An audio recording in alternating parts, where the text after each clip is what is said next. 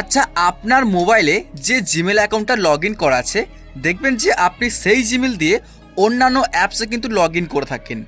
তো এরপর কিন্তু আপনি সেই অ্যাপ থেকে কিন্তু লগ আউট করেন না, মানে আপনার জিমেলে কিন্তু সব কটা অ্যাপসই লগ ইন করা থাকে। তারা চাইলে কিন্তু আপনার জিমেলটা খুব সহজেই ব্যবহারও করতে পারবে।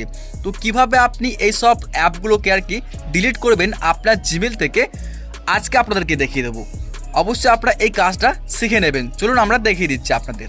এটা চেক করার জন্য অথবা এটাকে ডিলিট করার জন্য কি করতে হবে, আপনার ফোন থেকে জিমেলের অ্যাপটাকে জাস্ট আপনি ক্লিক করে অন করবেন। তো এখানে আপনার জিমেলটাকে অন করার পর কী করবেন, দেখুন শো করছে ওপর দিকে জিমেলের লোগো, আপনি লোগোতে ক্লিক করবেন।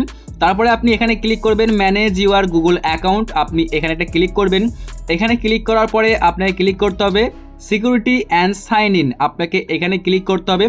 এখানে ক্লিক করার পরে আপনি চলে আসবেন একদম যেদিকে স্ক্রল করে, আমি দেখাচ্ছি দেখুন এখানটাতে। তো গাইস দেখতে পাচ্ছেন এখানে শো করছে, এই যে দেখতে পাচ্ছেন এখানে কিন্তু সব আমার এই জিমেল দিয়ে লগ ইন করা আছে। আপনি যদি এখানে ক্লিক করেন সি অল, তাহলে দেখতে পাবেন এখানে সব কটা আপনি কোন কোন আর কি ওয়েবসাইটে বা কোন কোন অ্যাপে আপনার জিমেলটাকে আপনি লগ ইন করেছেন। দেখতে পাচ্ছেন বন্ধুরা এখানে কিন্তু দেখাচ্ছে টোটাল আমাদের এই যে 11খানা আর কি অ্যাপস বা ওয়েবসাইটে কিন্তু আমরা লগ ইন করেছিলাম। এখান থেকে কিন্তু কোনো রকম আমাদের জিমেলটাকে আমরা আর কি ডিলিট করে নিই। এখন চাইলে কিন্তু এরা খুব সহজেই আমার জিমেলটাকে ব্যবহার করতে পারবে। তো ডিলিট করার জন্য কী করবেন, মনে করুন এই যে দেখতে পাচ্ছেন এই অ্যাপসটা অথবা ওয়েবসাইটটা ব্যবহার করি না, তার জন্য আমরা এখানে ক্লিক করব।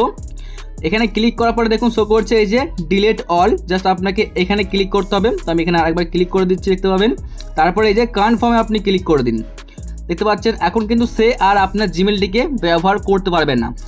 এরকমই ভিডিও দেখার জন্য অবশ্যই আমাদেরকে ফলো করতে ভুলবেন না।